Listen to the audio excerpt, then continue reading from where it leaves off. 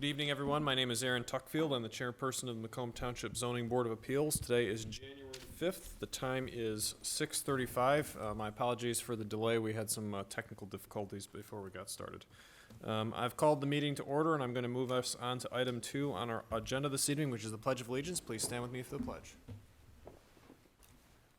I pledge allegiance to the flag of the United States of America and to the republic for which it stands, one nation, under God, indivisible, with liberty and justice for all.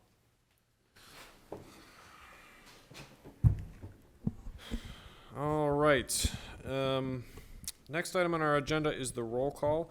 I think we'll talk later this evening about the potential for election of officers, but our current secretary, Ms. Lawson, who we'll probably talk about later a little bit, has resigned. She's no longer a member of the board, so I think I'm going to call the roll call for this evening, and then if we get to officers, we can decide that either at the end of this meeting or the beginning of next meeting. So that being said, I'm going to call the roll. Mr. Piper. Here. Mr. DeCoster. Here. Mr. DeBruin. Here. Mr. Tuckfield is present. All members are present. I should just note that we only have 4 regular members, and they are all in attendance this evening. And since the only other 2 members would be alternates, I don't think we have to do a motion to withhold them from roll calls. All right, we're going to move on to item 4, which is addressing any conflicts of interest. At this time, I'm going to call the roll. If ever any member has a conflict of interest, please indicate so by saying yes. And if you do not, please indicate by saying no. And I will call the roll. Mr. DeCoster. No. Mr. Tuckfield says no. Mr. DeBruin. No. Mr. Piper. No. All right, all members are showing no conflicts of interest. That's going to move us on to the approval of the agenda. Is there any discussion or motions on the approval of tonight's agenda? Mr. Chairman, I'll make a motion to approve the agenda for tonight's meeting. Motion by Mr. DeCoster. Is there support? I will support that. Supported by Mr. Piper. All those in favor, please signify by saying aye. Aye. All those opposed by saying nay. That item passes, and tonight's agenda is approved. Next item is the approval of the previous meeting minutes. That would be those for the regularly scheduled meeting of December the 1st, 2022. Is there any discussion or motions on these minutes? Mr. Chairman, hearing no corrections for any other members, I would vote to accept the minutes as presented. All right, motion by Mr. Piper. Is there support? Support. Supported by Mr. Coster. All those in favor, please signify by saying aye. Aye. All those opposed by saying nay. That motion carries, and the previous meeting minutes have been adopted. For the record, I abstained from, I wasn't there. Very good. Thank you, Mr. DeBruin. Next item is the item 7, which is old business. Item 7A, which I believe we had on our agenda once before. We moved it around because of a different order, which is why it's in old business. And that would be a variance request from the zoning ordinance for 17016 25 Mile Road, reading right through the numbers there. That would be from section 10.1505G for permanent parcels 0808101-045 and 0808101-046. Mr. Box, could you run us through this, please? Yeah, thank you, Mr. Chair and Board. You should have the PowerPoint in front of you printed out. I apologize, but our projector is not working this evening. So I will run through the slides, and hopefully you can follow along with your printouts in front of you. So as you mentioned, this did come before you previously, I believe in November. I was not at that meeting, but I believe the advice at the time was from Mr. Skirdo to table it until after the rezoning, which has now taken place. So this property is rezoned recently to C1, local commercial. So they are now seeking the variance to allow an 8-foot green belt along the west and south property lines where 20-foot would normally be required. So again, the ordinance does require a 20-foot setback area separating any structure or parking of private passenger vehicles on any access drive, service drive, loading area, or maneuvering lane from any parcel zoned AG, R1S, R1, R1E, R2L, R2, R2H, R3, CF, or MTC, or any other residential use. And they are surrounded by R1 properties at this time, so therefore the 20-foot setback would be what is required per ordinance. So if you look at the following slide. I believe that in your printout should be numbered slide 5. There's a site plan in there that they'll be moving forward with, potentially following this variance request. But shown on that is what a 20-foot greenbelt would look like and how that would impact what they're trying to accomplish on these two parcels that they recently rezoned, what a 20-foot greenbelt would look like there, keeping in mind that there will also be a 6-foot tall masonry wall that is also required. So moving on to the next slide, you see what they're proposing, in fact, being an 8-foot greenbelt with plenty of vegetation and landscaping to try to additionally buffer the area along the two residential property lines that are to the south and to the west. Our staff did take a look. There was an issue with the legal description. I think we've cleared that up now. Engineering had no engineering-related concerns. Melissa did take a look at this for the planning department and did ask that the applicant demonstrate how compliance with the strict letter of the ordinance is unnecessarily burdensome. And she did point out that, again, that there are some additional plannings that they're offering for the reduced greenbelt area to help with the screening purposes. So that being said, I think we're going to ask the petitioner to walk through how they view this as a hardship. As you know, you have to identify a hardship in order to grant a variance. And so we're going to ask them to, which they're here tonight, to walk through that. All right, thank you, Mr. Box. Any questions to Mr. Box from the board? Hearing none, if the applicants are here, if you come forward to the center table, state your name and address for the record and give any comments you might have. Yes, yeah.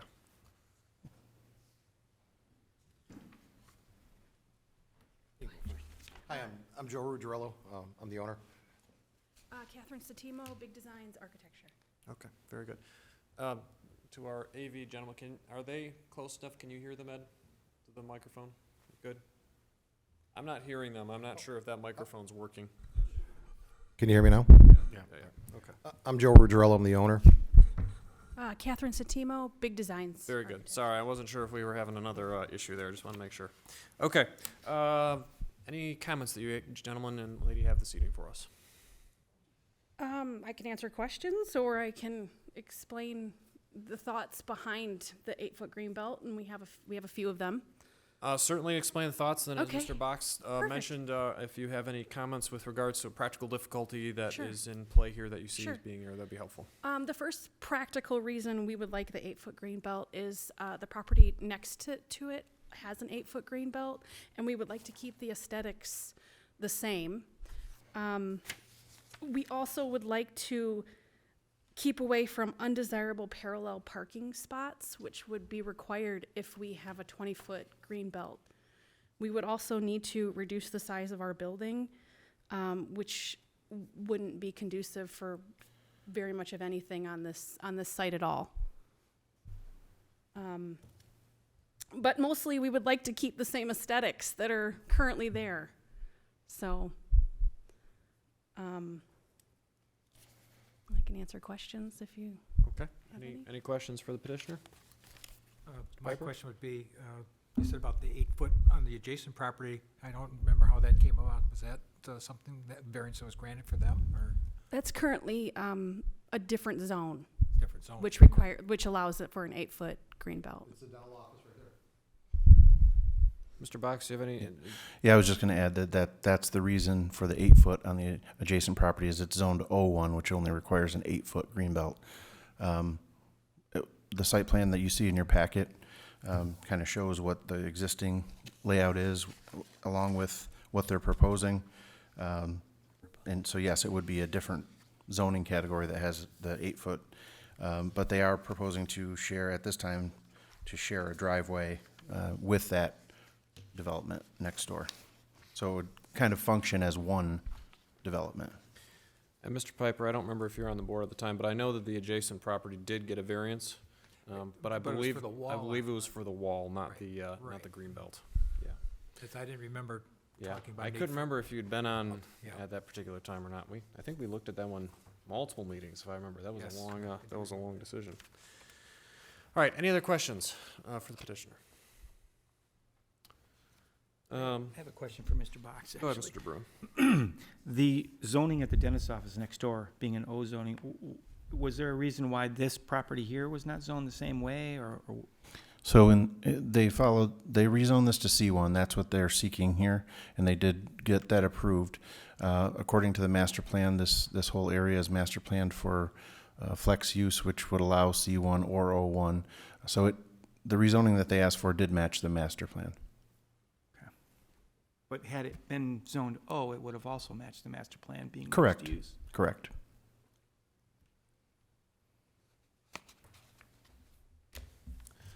Any questions? Maybe for Mr. Box, because there's a wall, because it butts residential, obviously that's for sound and noise and things. What is the point of the further setback with regards to commercial as opposed to office? I think the intent there is that typically with office settings, oh, look at that, we got the projector up there. Let me go back to this. So typically with office settings, I think the idea is that people arrive in the morning and leave in the evening, whereas in commercial settings, there's constant people in and out for commercial type uses. Therefore, it creates a larger potential noise disturbance for the neighbors.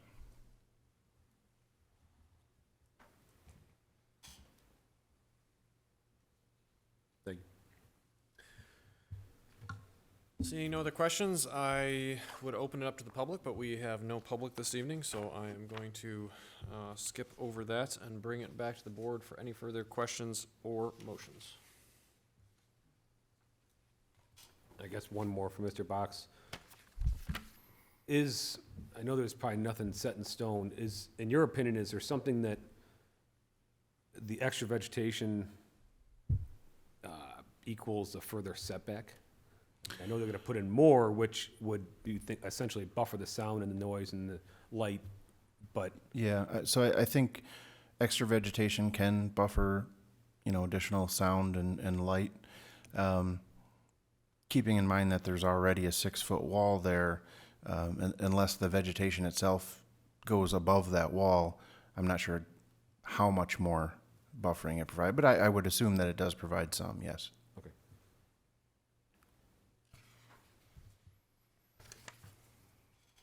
I actually did have a question for the applicant. You mentioned that it would be hard to develop this building with the green belt. What would that do to your development? Is it developable? Is it a small building that's not practical because of the dollar amount? What would it look like if you had to develop with it? It shrinks it way down and makes it unusable. Do you have an understanding of approximately what size the building would be if you were to build it to? I think we've explored this. It would be about 3,000 square feet, Okay, so so maybe 2 units. maybe, Yeah. maybe 2 units. All right, thank you. Any other comments or motions? Was there any consideration to ask, and I don't even know if this is possible with the right of way, to ask for a front setback variance to make up the rear?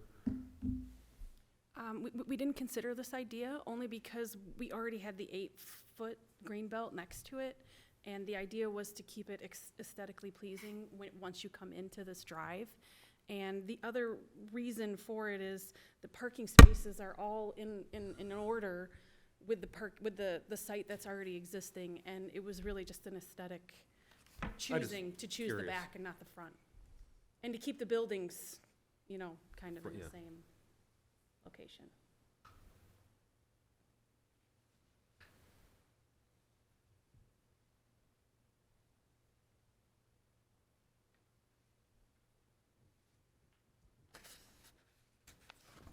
Any other comments? I don't have any. Motions, anyone?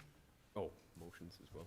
I think we're sort of in that I phase too. just I'm have not sure if one you have any comment. questions. Personally, I'd like to, grant this variance, except I'm trying to hang my hat on an actual practical difficulty. Right now, I'm not seeing it. I mean, I can't use aesthetics as a practical difficulty, especially if it's possibly developed at a smaller size footprint. We do have a traffic flow issue if we have a 20-foot setback.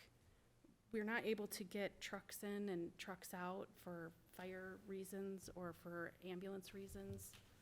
It renders that whole back portion basically unusable. With the current design, if you offset the building to the, could you offset the building to the west and have more accessibility, considering you would now have a shared drive area with the building to the east? I believe we have the building as far back currently as we're allowed at the moment. But to the west? So to the left side of the parcel? Yes, yes. We might have maybe 18 feet. We could move it to the west. Okay. It doesn't help services coming in or coming out. It doesn't solve that. I was gonna ask Mr. Loya, and you might have a comment. Sounds like if you have a comment, go ahead. I guess my only issue is I don't know that we've seen a site plan which has measured all these issues. I don't know that engineering has evaluated that aspect as to whether the loading and the parking and how that fits with the 20-foot green belt. I don't know. I don't, maybe Josh knows if they've seen I it. mean, you do have a draft site plan in your packet Okay. that they're going to look to move forward with if this variance is granted. And it kind of shows the location of where they're looking to put the building and looking to put parking. They do have a loading zone shown directly on the rear side of the building. But they don't have a site plan with a 20-foot green belt which shows that they can't have a loading zone, right? Correct. Right. I think there was, But their site plan shows that it would cover up a substantial portion of the parking, which means the parking would have to be pushed in. Correct. That was one of the slides that I showed. So this is kind of Yes. what the site plan currently that they're working with. And this is kind of what it would look like with a 20-foot green belt. So you can see it would require them to move that parking elsewhere, but you still have to maintain the drive aisle. So she's correct. It would shrink the building, which would, a smaller building would be allowed there as well. Yeah. Mr. Loya, just a question on that, and if you had something further, No. don't let me interrupt you. No. Typically, we're told that practical difficulties are not generally financial. They're not, it's gonna make less. Is there a point where the property would not be, is there a definable point where they can't use the property as zoned where it would be considered a practical difficulty, or the viability of a building is not generally considered anything we can consider here? Right, so it's the petitioner's job to provide material and substantial evidence as to their practical difficulty. That's what the law says. They have to put the evidence on the record. So it can't be, the law says it can't be self-created. Normally, we see practical difficulties which have to do with the dimensions of the lot or an easement that precludes certain things that are not as a result of either the petitioner's actions or the petitioner's desires. So that's typically what we see. You're asking me whether financial is a, So one of the items they brought up was that in order to meet the ordinance, they would have to build a smaller building, which would not make the parcel practicable, if I am. yeah, I don't know what that means. I mean, they'd have to explain that it's their duty to explain why a 2-unit commercial building, I mean, versus a 3-unit, why that's not viable. I don't know what that means, so they'd have to explain that. Could you explain that further? Do you have any other items on that? Well- And for Mr. Aloya, it is something they mentioned in their application as well, which is partially why. I understand, but it's their burden, so it's up to them to really explain it. Understood. Well, guys, I'm trying to do the best I can do out there. You know, originally, we would've had the space to put this building up, but I had to give away some of my original lot because of the right-of-way and the roundabout for you guys. And I'm just trying to put something up that's gonna look good, aesthetic, and, you know, something that's gonna be sustainable. You know, at this point, if it gets shrunk down, there's no well, it's buildable. It's just that simple. You know, if we go back to office, and it's gonna be the same layout, the same parking space. All I'm asking for is just a variance just for the O1. For the Understood. parking. That's all I'm asking for. All right, any other questions or comments or motions from the board? Given the set of circumstances that presented for us here, I would make a motion to deny based on the lack of practical difficulty. All right, motion by Mr. DeBruin, is there support? I'll support. All right, supported by Mr. DeCoster, is there any discussion? Hearing no discussion, I will call the roll. Mr. DeBruin? Yes. Mr. DeCoster? Yes. Mr. Piper? Yes. Mr. Tuckfield votes yes. Motion was denied, or motion was approved, the variance was denied. Thank you very much for coming in. All right, that moves us on to the next item, which is item 8, new business. I don't believe we have any new business this evening, Mr. Box. There's no new business on the agenda, but as we mentioned, or you mentioned earlier, typically at the first meeting of the year, you guys would vote on roles for chairman, vice chair, and secretary. Being that we don't have 5 full-time members, I guess I would leave that up to you guys to decide if you want to make those votes this evening or wait until that position is filled and decide then and continue on with the roles you have now. Noting that Ms. Slauson, who has resigned from the board, was one of those roles. And I believe that our alternates could not vote in that particular, I believe our bylaws I believe specifically that's state correct. that. Okay. And I guess, Mr. Box, one of the questions, I think we asked you this earlier, but I would just clarify it. At this time, there's no, I don't believe there's anybody in a board agenda that's public knowledge that is going to be appointed. We're not aware of anybody. Not that I'm aware of, no. So potentially, we might have someone in another month, but we don't know that that's the case at the moment. Correct. All right. Typically, we talk one to another before the board. I know we didn't in this case. I guess I would leave it up to the board. I know I've been the chair. I've tried to pass it off before and no one's taken it. I'm happy to do it again if we want to do an election on it this evening. I'm happy if we want to wait for another member. I'm fine either way. I would leave it up to the pleasure of the board.